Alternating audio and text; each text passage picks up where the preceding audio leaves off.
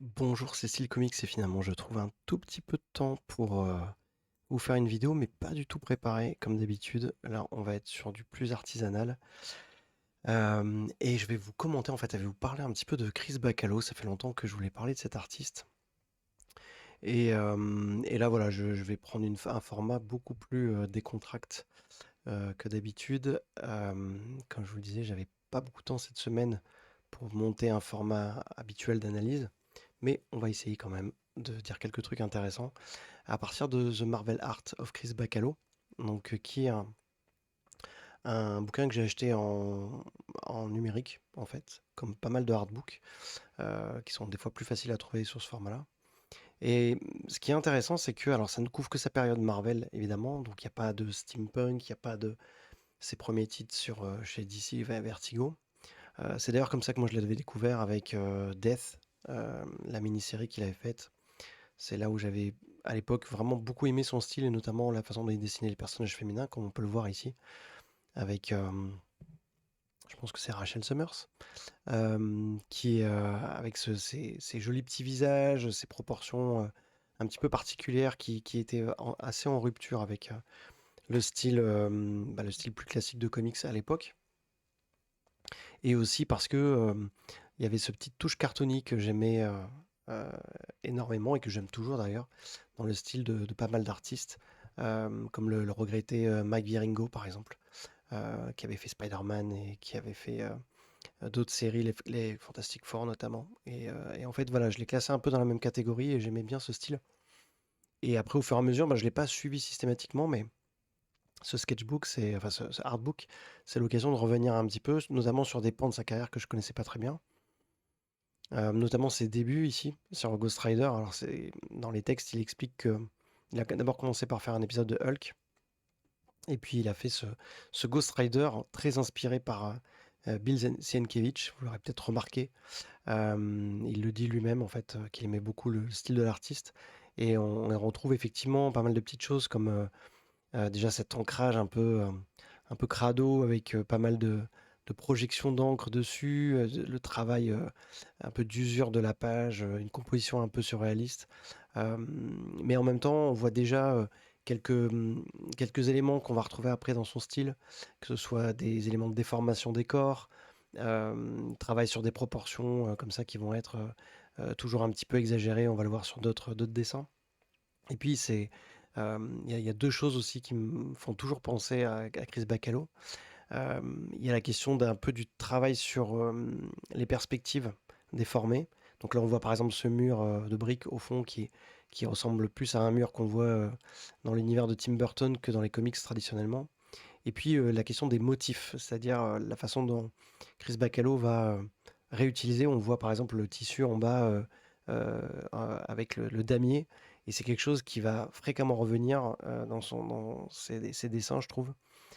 Ces formes là un peu régulières, on a en bas ici à droite ces spirales très Tim Burtonesques justement, je trouve, et aussi on va le voir après, des écharpes ou des choses comme ça qui vont être assez fréquentes dans son style et que j'aime bien. Et cette cover de Ghost Rider, j'avais jamais capté que c'était lui qui l'avait faite avant de voir ce sketchbook. Déjà parce que j'avais pas reconnu sa signature, parce que vraiment il a affiné sa signature, on va dire, au fur et à mesure. Et c'est très intéressant parce que là, on voit déjà tout le boulot qui a été fait avec euh, les corrections de blanc, le travail sur l'encre, toutes les textures, etc. Donc très éloigné peut-être de ce qu'il va faire après. Et pourtant, quand on regarde la page de droite, on retrouve déjà un peu des fondamentaux, notamment les formes de visage des personnages féminins, même si celle dans la troisième case me fait penser beaucoup au style des frères Hernandez, je crois que c'est ça, sur Love and Rockets. Donc voilà, je sais pas pourquoi ça me fait vraiment penser à ce style tout en rondeur avec ses coiffures un peu punk. Mais on voit déjà un peu des prémices de ce que va être son style. Et après, il y a ce passage sur X-Men Unlimited où là, on peut reconnaître encore un petit peu au niveau du visage de Storm, une façon, on va dire, de faire le visage, mais on a Dan Panosian à l'ancrage, donc on est vraiment dans un style qui fait très post-Jim Lee, ou en tout cas dans la même veine. Pas le plus intéressant. Et puis moi, effectivement, je l'ai redécouvert après avec Generation X, qui est écrite par Scott Lobdell. Il explique d'ailleurs un petit peu dans ce artbook comment il est arrivé sur la série et justement ce qui l'intéressait c'était la tonalité plus sombre, pas mal de monstres aussi, avec le personnage de Empat, je crois que c'est ça son nom, le personnage à gauche là. Et là on voit que... et puis des personnages complètement décalés aussi, c'est le personnage de Husk ici qui a arraché sa peau, Chamber qui était à moitié consumé par son énergie, ce personnage Skin peut-être, si je me souviens bien, mais c'est peut-être pas son nom. Je le confonds peut-être avec un personnage de... Non, ça doit être Skin, qui avait cette peau étirable. Donc il y avait quand même ce combo assez intéressant et je trouvais que son style allait bien, puisque en fait le style de Bacalo c'est aussi à la fois quelque chose on va le voir, qui tend vers le cartoon, un peu sur la caricature, sur le monstrueux aussi. Et notamment, moi je m'étais régalé sur ces épisodes de Age of Apocalypse, on va y arriver aussi, mais où il avait cette capacité à créer des visions quasi cauchemardesques en fait de cet univers, et c'était vraiment l'artiste que je préférais d'ailleurs pendant ce long crossover, parce que je trouvais que son style allait tout à fait avec l'univers complètement fou et complètement baroque et horrifique en fait de Age of Apocalypse. Là, les gens voient dans l'image de droite ce que je disais, ce côté récurrence des textures. Ici, c'est les bulles ou le carrelage derrière, quelque chose on va voir souvent. Et puis, il faut voir aussi que je trouve que son style varie beaucoup selon l'encreur. Donc, je montrais, il y a des choses qui ont été ancrées par Panosian, c'est différent. Et il y a eu Mark Buckingham, mais je crois que mon encreur préféré, c'est Tim Townsend sur ses dessins. Tim Townsend qui a ancré aussi Joe Madureira, et je trouve qu'il est d'une précision redoutable et qui va très bien, je trouve, avec le style de Bacalo. D'ailleurs, je dis peut-être très mal, je suis désolé depuis le début, peut-être que c'est Bacalo, je ne sais pas, désolé, mais je le toujours prononcé comme ça. Euh, sur cette double page, il y a, euh, je vais pouvoir en fait parler d'un truc, c'est que Chris Bacalo, c'est un artiste dont j'adore le style, il me fascine, et en même temps, je suis souvent agacé par la difficulté que je peux avoir à lire certaines de ses pages ou certaines de ses cases. C'est comme si en fait il y avait une espèce d'extrême générosité, une incapacité à s'arrêter, voire une incapacité finalement à prendre du recul sur la composition globale de la page, et il était parfois sur une surtexturisation, une surperposition d'éléments. Là on voit dans la cabane à droite toutes les feuilles qui survolent, et en fait elles sont extrêmement bien stylisées et c'est très beau et ça apporte quelque chose de très bien, mais en même temps ça noie un peu le personnage qui chute en fait, donc on distingue pas très bien. Et d'ailleurs il y a un peu un mélange entre les effets d'impact et les effets de feuilles, ce qui est assez malin, mais si on n'a pas la couleur, la lisibilité elle est complexe. Même chose pour la page de gauche, c'est cette composition de cases avec pas mal de détails à l'intérieur, ne facilite pas la lisibilité, et c'est un truc qui est assez fréquent chez lui. Je me souviens que Steampunk était parfois très compliqué à lire à cause de cet enchevêtrement. Et c'est en même temps, je pense, que ce qui le rend fascinant. C'est-à-dire que bah, ces pages sont exigeantes. Elles demandent parfois un effort de concentration pour regarder. Et c'est marrant parce qu'il a cette capacité d'osciller entre quelque chose de très stylisé, très épuré, comme ces designs, ces sketchs de personnages de Gen X Girls à gauche, là où on est vraiment sur des petits effets de texture, de plis, d'éléments abîmés. D'ailleurs, c'est ça que j'aime bien aussi dans son dessin. Toutes les choses sont généralement abîmées, il n'y a pas grand-chose de lisse. Et c'est très intéressant pour ça. Donc ce côté très stylisé dans les coiffures, dans les visages. Et puis la planche de droite, où là, on a ce personnage végétal, je ne me souviens plus exactement ce que c'est. Moi, ça fait longtemps que j'ai pas relu Génération X. Mais pareil, en fait, on voit qu'il faut faire quand même un petit effort pour essayer de localiser tous les éléments du visage, des cheveux, etc. Et donc, c'est ça aussi qui est intéressant. C'est cette complexité qu'il peut y avoir parfois dans la lisibilité de son dessin. Euh, et je me suis toujours demandé jusqu'à quel point c'était de l'expérimentation, jusqu'à quel point il voulait, entre guillemets, challenger le lecteur là-dessus. Et on voit d'ailleurs sur Gen X, il a beaucoup évolué, ça je crois que c'est dans les derniers épisodes, et je trouvais que son dessin devenait, ses visages devenaient de plus en plus cartoon par rapport à ce qu'il faisait au début. Si vous vous souvenez vraiment dans ses premiers travaux, les visages étaient très fins, très... on le voit un petit peu sur la cover de Gen X ici. C'est un peu comme ça que moi je l'avais connu sur Death notamment. Même s'il est reparti après dessus, enfin c'était un peu après, mais j'ai toujours l'impression qu'il a oscillé entre ces deux styles et que au fur et à mesure, bah, selon les séries, il a poussé de plus en plus le côté caricatural et là c'était vraiment très marqué. Sur le personnage de Banshee, là c'est assez impressionnant. Et il raconte justement dans les textes qui accompagnent ce bouquin que Marvel, après, quand il est passé sur X-Men, lui a demandé de lever un peu le pied sur le côté caricatural. Et c'est vrai que c'est quelque chose, je pense, entre le style qui va aussi un peu et qui va, moi, le rendre aussi fascinant parce qu'il se situe vraiment dans un entre-deux. Euh, Parfois un peu par cartoon, parfois un peu très presque dessin indépendant, underground, très chargé, avec beaucoup de monstres, beaucoup de textures et tout. Et des fois, il revient à quelque chose de très lumineux, qui pourrait être effectivement un design de dessin animé.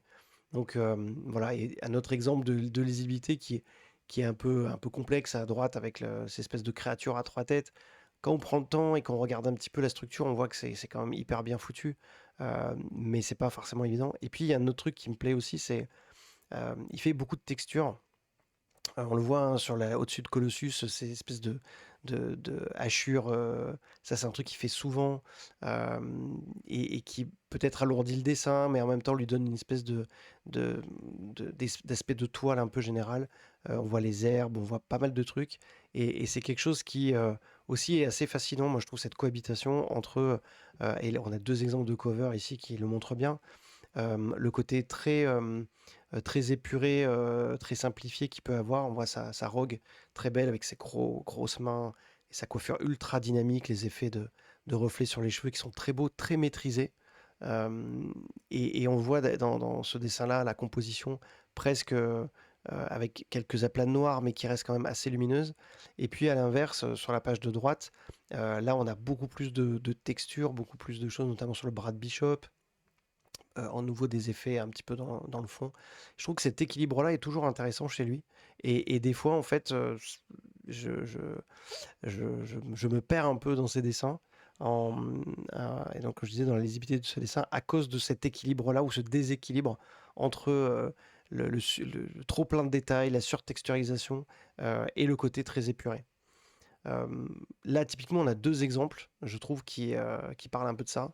À gauche, c'est une page, si je me souviens bien, de Ultimate War. Voilà, ça, Ultimate War numéro 1 dans l'univers Ultimate. C'était scénarisé par Mark Millar. Et j'avais pas du tout aimé l'histoire déjà, mais surtout, en fait, là, on a une page en noir et blanc, mais je trouvais extrêmement chargé, beaucoup de mal à le lire. La colorisation, je ne suis pas allé revoir depuis, et je la trouvais très très sombre. Et on a l'exemple de cette case vue de haut d'un Captain America qui lance son bouclier, qui neutralise des personnages, et en fait, tout ça est fait dans la même case, et la composition est hyper à la fois originale et intéressante, et difficile aussi à faire, mais on n'a pas du tout d'impression de profondeur et de perspective, ce qui fait que ça écrase beaucoup, et les versions, on va dire, de Captain America qui se déplacent sont tellement proches, tellement en interaction avec beaucoup d'éléments de décor, que je trouve que la lisibilité n'est pas extrêmement évidente. Donc j'avais pas gardé un très bon souvenir de ce crossover. Et à l'inverse, la couverture de droite, avec ce super personnage de Blink, ben, je trouve que c'est une très belle composition, où la répartition entre l'ensemble de tous les détails de décor, de cordage, d'équipement qu'a Blink sur elle sont très bien, et la répartition est très bien faite parce que le reste du design du personnage est très épuré. Et même chose pour la composition qui va laisser cet espace blanc, je trouve, qui équilibre le tout. Et voilà, et c'est quelque chose qui, je trouve, va fonctionner à certains moments et va pas fonctionner sur d'autres.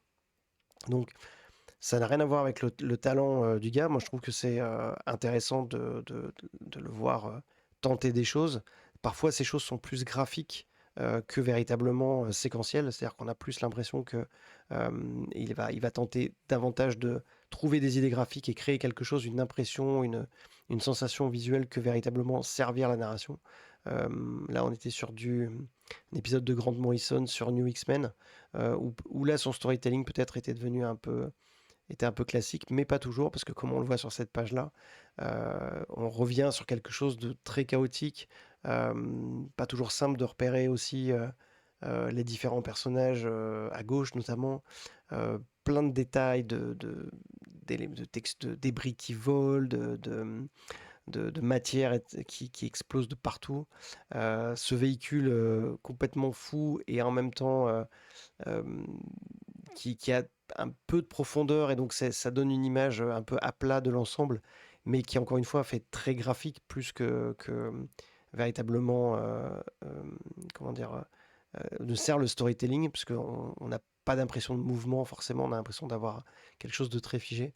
Donc en fait, c'est toujours ce contraste que je trouve assez intéressant entre quand on examine ses planches ou certains de ses dessins, il y a des fulgurances incroyables euh, dans le travail au trait, dans le travail des textures, dans certaines idées de dynamisme aussi et d'effet, et d'autres choses qui me sortent complètement. Captain America, par exemple, euh, m'a jamais trop plu avec sa cotte de maille en écaille très marquée, qui des fois le faisait ressembler, je trouve, à un gros poulet, mais c'est très subjectif. Et à l'inverse, le travail d'ombre et de lumière sur le bouclier avec tous les petits effets de picot par-dessus, moi je trouve ça magnifique. Donc beaucoup de choses comme ça, beaucoup d'allers-retours en fait dans les impressions que j'ai du travail de Chris Bacalo. Et puis un autre aspect aussi que je voulais mentionner, c'est la colorisation. Il explique justement comment au fur et à mesure il a commencé à vouloir coloriser ses propres travaux. Je crois d'ailleurs cette cover c'est lui qui l'a colorisée. Euh, et, et voilà, et là c'est un point où je suis assez partagé. Euh, on pourrait tout à fait penser, et sans doute que plein de personnes qui aiment cet artiste ne seront pas d'accord avec moi, on pourrait penser qu'un dessinateur qui se colorise va, j'allais dire, sublimer son dessin, ou en tout cas le compléter de manière assez flatteuse. Et je trouve que c'est souvent le contraire en fait. Mais là peut-être que c'est une question de goût personnel.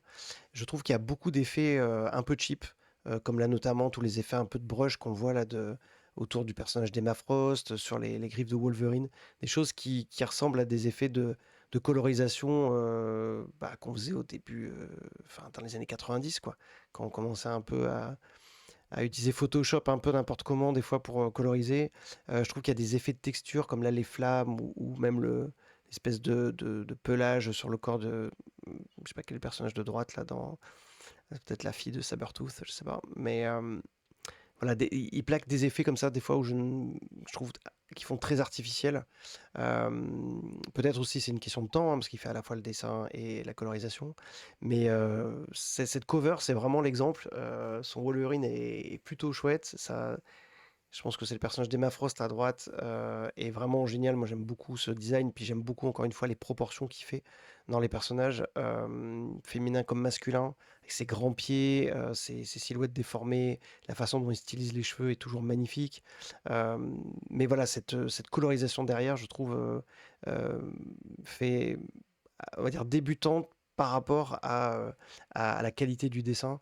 Et le travail aussi sur un autre truc que j'aime beaucoup chez lui, c'est le travail sur les textures de cuir, la façon dont il maîtrise les reflets des cuisses, sur les volumes des bras, etc. Je trouve ça extrêmement bien fait. Et là, encore une fois, cette colorisation, elle est, en tout cas à mes yeux, elle est pleine de gros effets, euh, comment dire, vraiment exagérés, un peu lourdingues, on va dire. Et c'est dommage parce que il a colorisé d'autres trucs, on va y revenir après. Et il y a même un autre effet, je sais pas si on va le voir plus loin, mais que j'aime pas non plus qu'il applique. Et voilà, après je comprends, bah, pour lui sans doute il est plus satisfait de son travail. Donc laissons l'artiste s'exprimer, mais personnellement j'ai un peu de mal.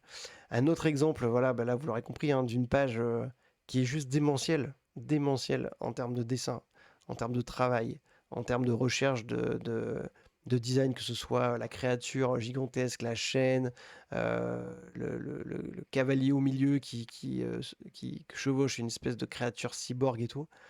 Incroyable dessin, Mais alors, faut aller chercher quoi, faut bien s'échauffer les yeux et les pupilles avant d'y aller, pour, voir un petit peu tout la quantité de détails et repérer tous les textures. Donc voilà, c'est un peu le challenge. Et puis, j'évoquais tout à l'heure le côté un peu cartoon et des proportions. Voilà un exemple sur son Colossus que j'aime bien en fait. J'aime bien cette tendance d'aller chercher une silhouette originale, des gros bras, une petite tête. C'est quelque chose que je trouve il réussit plutôt bien. Voilà, il a souvent des mains un petit peu grosses, des pieds un petit peu gros. Euh, c'est un peu une marque de fabrique avec des corps plus fins des fois, que j'aime beaucoup. Là, cette cover à gauche, par exemple, elle est incroyable parce que la composition sur cette structure métallique avec le titre en néon, ce Juggernaut, on ne sait pas comment il tient et même comment il se situe par rapport aux autres, puisque les autres personnages semblent camper dans une autre posture. Mais c'est pas grave, il y a quelque chose de très graphique et ça, à la limite, ça me dérange pas dans une couverture qu'on perde un petit peu nos repères et que l'artiste nous amène dans quelque chose qui est plus du ressenti visuel que véritablement de la représentation très figurative de quelque chose. Euh, je pense toujours que c'est Rachel Summers et j'aimais beaucoup le design de ce personnage-là, notamment la coiffure courte comme ça et le tatouage, c'était plutôt classe. Un autre exemple à droite de dessin qui l'a colorisé. Le dessin est superbe, la colorisation avec des applications de texture de glace. Alors, est-ce que c'est les textures? Est-ce que c'est lui qui l'a reproduit? C'est un peu étrange. Mais en tout cas, voilà, j'aime beaucoup cette cover en fait. Il y a quelque chose de très étrange et à la fois très romantique et dans la façon dont elle est composée, dans la scène en fait entre les deux personnages. Mais vraiment pas fan de la colorisation. Même chose ici en fait. Euh, le fait d'appliquer cette espèce de lumière violette, cette couleur violette un peu dans le fond, il y a un côté un peu baveux sur pas mal de couleurs. Le personnage de gauche notamment, les effets de lumière aussi sur les bras de Sabertooth paraissent un peu étranges, alors que le dessin est super en fait. La compo elle est extrêmement lisible, il y a beaucoup de dynamisme, il y a beaucoup d'expressivité dans les personnages. Et même tous ces petits robots, au fond, on ne leur rend pas justice parce qu'on ne les voit pas très bien et c'est dommage. Donc voilà, c'est un peu le problème que j'ai. Alors que c'est vrai que voilà, Chris Bacalo en noir et blanc, quand il y a un petit peu quand il nous laisse respirer un petit peu, lorsqu'il nous donne, il nous assaille pas trop visuellement, je trouve ça très beau et notamment sa gestion des aplats noirs, encore une fois des textures des vêtements avec du blanc, ça passe très très bien. Encore deux covers intéressantes. Son Spider-Man que je n'ai pas lu, mais donc je l'ai découvert un peu avec ses planches. Aussi un design de Spider-Man assez étrange, mais intéressant. Un côté encore plus euh, arachnéen, j'ai envie de dire. Et ce que je trouve intéressant dans cette double page, c'est finalement les interactions qu'il crée dans les deux, enfin, dans la partie centrale, qui peut, encore une fois, presque compliquer la lecture, mais qui, au contraire, ou qui peut apporter quelque chose, parce qu'on a le personnage dans la deuxième case à droite qui tient une espèce de bâton qui du coup, avec la proximité de l'autre page semble se prolonger dans la page précédente. Même chose dans les deux cases en dessous où les textures du personnage, enfin des vêtements du personnage se relient en fait entre elles. Donc ça crée une étrange lisibilité. Avec notamment dans la page de gauche la main qui descend appuyée sur Spider-Man alors même que ou c'est un pied, non j'ai une main, en train d'appuyer sur le personnage de Spider-Man alors même que le même personnage qui lui appuie dessus et dans la case en dessous. Donc ça joue en termes de storytelling sur un effet de désorientation surnaturel qui est intéressant, euh, mais peut-être qui peut gêner la lecture pour d'autres, pour certains lecteurs. Euh, voilà, une autre chose qu'il a aussi fréquemment fait dans son travail, c'est cette application de trame dans la page de gauche, la deuxième case, une trame qu'il applique souvent pour créer une espèce de premier plan, d'ombre de premier plan, on va dire, en plus de l'ombre qu'il fait déjà en dessin. Et ça, il a pas mal utilisé, notamment dans des comics un peu plus récents qu'il a fait. Et j'ai un peu de mal avec ça. Non pas que je n'aime pas la trame, je trouve ça très intéressant, mais je trouve que ça rajoute encore parfois de la complexité à la lisibilité, notamment quand on a déjà beaucoup de détails. J'ai pas trouvé, peut-être on va voir un petit peu plus loin, un autre exemple de page où je trouve que ça gêne un peu la lisibilité. Mais c'est quelque chose qu'il a beaucoup fait. euh, et je sais que je crois que c'est sur Doctor Strange où ça m'a souvent gêné et j'avais du mal à comprendre pourquoi cette utilisation qui venait totalement assombrir et aplatir le dessin. Cette cover avec Venom, je l'ai trouvé très drôle et très technique aussi. On le voit dans les détails des immeubles au fond. Elle était plutôt chouette. Il raconte d'ailleurs, je vois ce dessin-là, il raconte qu'il aime beaucoup dessiner les écailles et ça se voit sur ses dessins.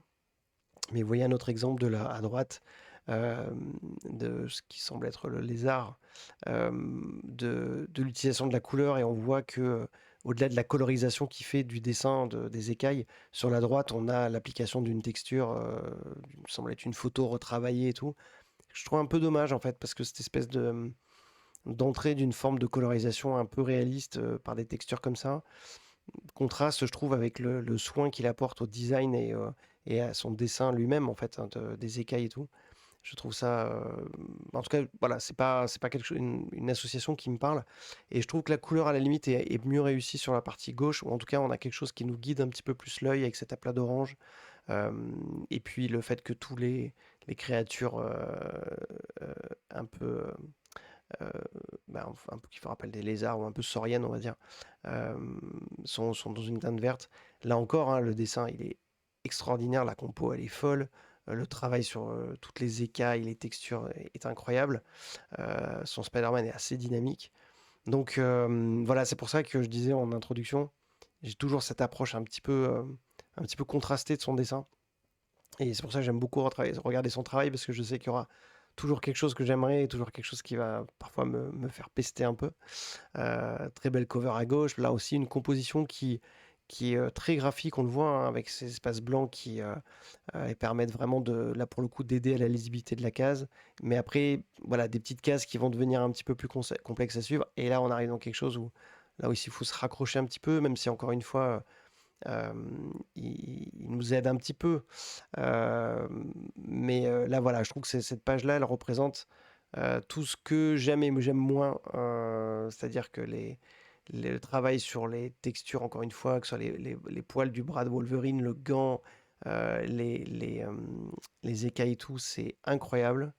Les designs un peu caricaturaux, déformés sont superbes. Mais il y a cette perte un petit peu de la profondeur. Difficile de lire un peu de profondeur, difficile de s'aérer un petit peu dans cette page. Parfois difficile aussi de comprendre le dynamisme. Pourtant, il y en a.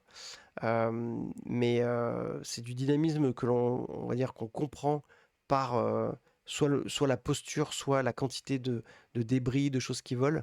Mais je trouve que le dessin est tellement figé dans ces détails parfois que pas forcément évident de trouver du mouvement là-dedans. Là, c'est extrait de une série que j'adore en plus, Wolverine and the X-Men, dessiné au début par Nick Bradshaw et puis Chris Bacalo fait des fill-ins. Même chose, il en fait la colorisation. Pas vraiment fan, pas vraiment fan de ces effets-là. Mais encore une fois, voilà, le dessin est très intéressant. Ouais, ces deux covers étaient chouettes, notamment celle de droite. Celle-là, pour le coup, je trouve que le travail sur le dessin et la colorisation est extraordinaire. Je me souviens plus comment s'appelle ce personnage-là, mais cette cover était extrêmement marquante et de grande qualité. Euh, voilà aussi d'autres covers qu'il a fait. Il raconte d'ailleurs l'anecdote sur le design de Cyclope période Brian Michael Bendis, qui lui a demandé de faire ce masque avec le X en travers. Et il a beaucoup lutté, beaucoup bataillé parce qu'il voyait pas comment faire ça, quelle bonne idée trouver. Et il a fini par trouver quelque chose. Et il n'était pas fan ni du personnage ni du design au départ. Et finalement, il a appris à l'apprécier. Et euh, moi aussi, parce que vraiment, je trouvais que ce design était une excellente idée, et à la fois sur le fond et sur la forme par rapport à ce que ça disait du personnage. Et on peut voir sur cette cover l'incroyable travail qu'il fait aussi en termes de posture, de nombre de détails de personnages, etc. Donc c'est vraiment un grand artiste, hein, il n'y a pas y a pas de doute là-dessus.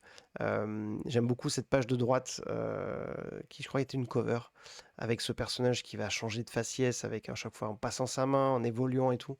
Une belle expressivité, beau travail sur sur les yeux, les visages.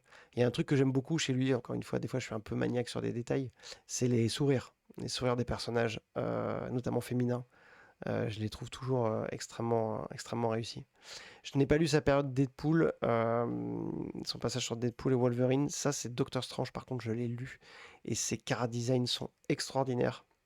Ce qu'il a fait sur cet univers avec Jason Aaron au scénario est vraiment très très chouette.